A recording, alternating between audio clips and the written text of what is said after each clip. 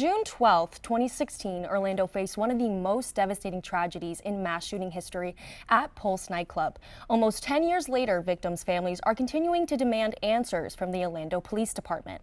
Charge on Air reporter Casey Stone tells us more.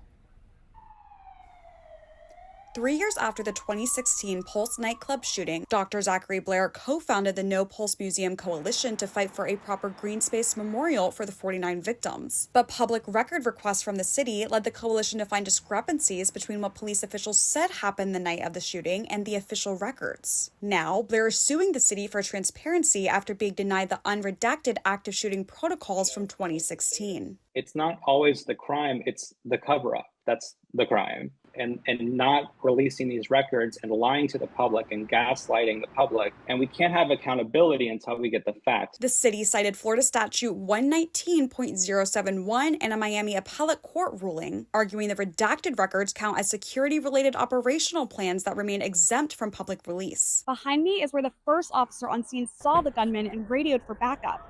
But it wouldn't be until 2:09 a.m., 8 minutes after gunfire started, before officers would even enter the building. Uvalde High graduate Dr. Jeffrey Badger looked into the Orlando Police Department's response and found that the OPD's 2015 active shooter lesson plan states that the typical active shooter incident lasts approximately 5 to 10 minutes. Several officers were awarded for their response, and OPD Police Chief John Mina described their actions as heroic and courageous. Badger says that Mina was a master in media manipulation when it came to controlling the narrative behind Pulse. He said the officers chased the gunman through the building.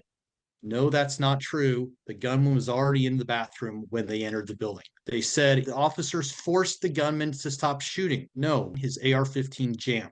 It wasn't just he got a few facts wrong. He just made stuff up. Badger's research, which is referenced in the lawsuit, is published on his website, thepulseshooting.com. In Orlando, Casey Stone, The Charge on Air.